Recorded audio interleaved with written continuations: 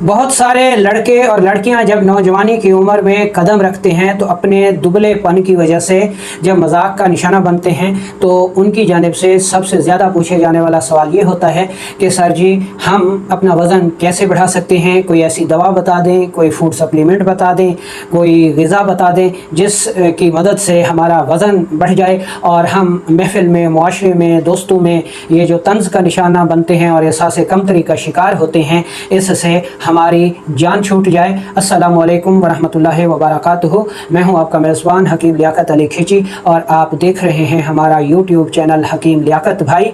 और आज की इस वीडियो में हम आपको कुदरती तरीके से वज़न बढ़ाने के तरीके बताएंगे, ग़िज़ा बताएंगे।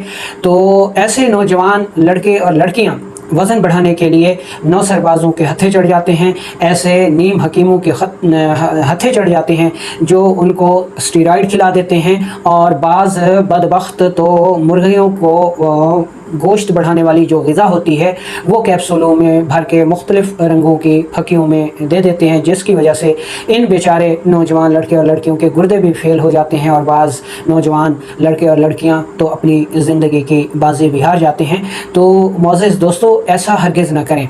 वज़न बढ़ाना भी है तो किसी प्रोफेशनल तबीब से रब्ता करें, उसकी रहनुमाई और आगाही के नतीजे में ही आप अपना वज़न बढ़ाएं। या फिर मोटापे से निजात हासिल करनी है तो अपने किसी काबिल तबीब का जो है वो इंतखाब कीजिए और सोशल मीडिया पे तकिया ना कीजिए, बल्कि पर्सनल जाइए, उनकी क्लिनिक पे, उनके मतब पे, उनके दवाखानों पे उनका विज़िट कीजिए, उनकी जो डिग्रियां हैं उनको देखिए, चेक कीजिए, क्योंकि आप की ज़िंदगी का सवाल है तो ऐसा जानना आपके लिए बहुत ही ज़्यादा ज़रूरी है। तो चलते हैं हम अपने टॉपिक की तरफ।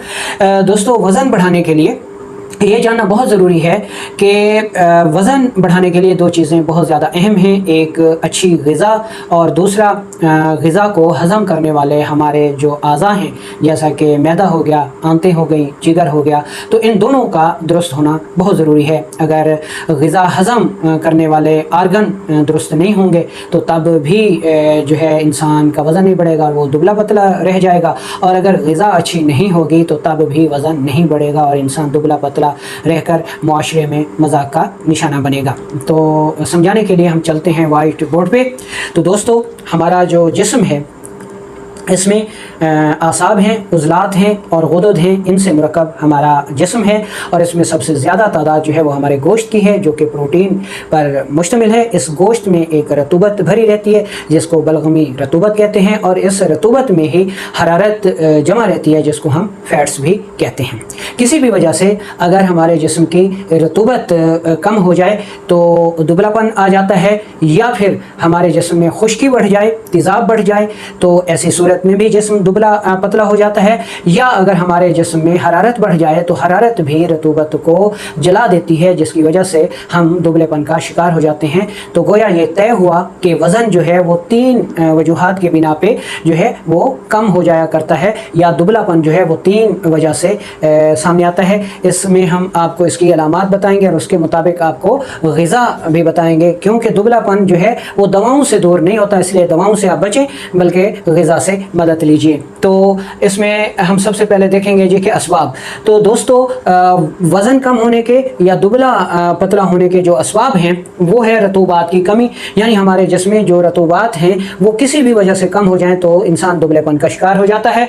तो ये असबाब, इसमें अगर रतूबात तेज़ी से खारिज होना शुरू हो जाए तो इंसान दुबलेपन का शिकार हो जाता है, और अगर जिस्म में रतूबात खुश्क हो जाए तो तब भी इंसान दुबलेपन का शिकार हो जाता है, और अगर रतूबात जल जाए तो तब भी इंसान जो है वो दुबलेपन का शिकार हो जाता है। अच्छा, रतूबात का तेज़ी से जो अखराज है वो असाबी तहरीक में होता है, और रतूबात जो खुश्क हो जाती हैं वो उज़लाती तहरीक में होती हैं, और जो रतूबात जल जाती हैं, कम हो जाती हैं, वो गुदी तहरीक यानी गर्मी के मिजाज में होती हैं। अच्छा, अगर असाबी तहरीक में रतूबात तेज़ी से खारिज हो रही हैं तो ऐसी सूरत में पेशाब ज़्यादा आता है, भूख नहीं लगती, और पेशाब जो है वो सफ़ेदी माइल आया करता है, और ऐसी सूरत में जिस्म में जो है वो प्रोटीन की कमी हो जाती है रतूबात के तेज़ी से अखराज की वजह से।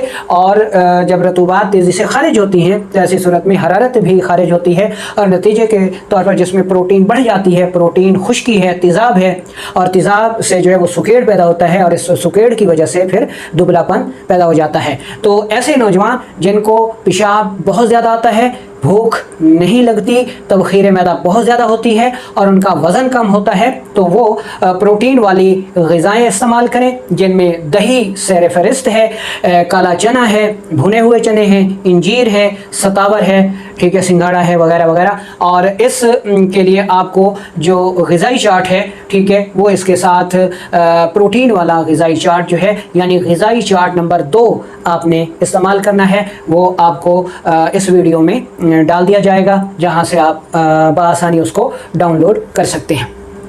दूसरे नंबर पर उजलाती तहरीक आती है। उजलाती तहरीक में तेज़ाबियत ज़्यादा होती है, खुश्की ज़्यादा होती है। इस खुश्की की वजह से जो है रतूबात खुश्क हो जाती हैं, जिसकी वजह से इंसान दुबला पतला हो जाता है। तो इस दुबलेपन को दूर करने के लिए हमें फैट्स की ज़रूरत होगी, ठीक है। फैट्स के साथ साथ हम कार्बोहाइड्रेट्स भी किसी हद तक इस्तेमाल कर सकते हैं, लेकिन ज़्यादा हमें कार्बोहाइड्रेट्स की ज़रूरत होगी। और इसके लिए आप ग़िज़ाई चार्ट नंबर 3 को इस्तेमाल करेंगे, जिसमें अंडा है, खजूर है, करेला है, वगैरह वगैरह, आम हो गया, पपीता हो गया। ये इस किस्म की जो ग़िज़ाएँ हैं वो आपने इस्तेमाल करनी है, जिससे आपका दुबलापन जो है वो इंशाल्लाह दूर हो जाएगा।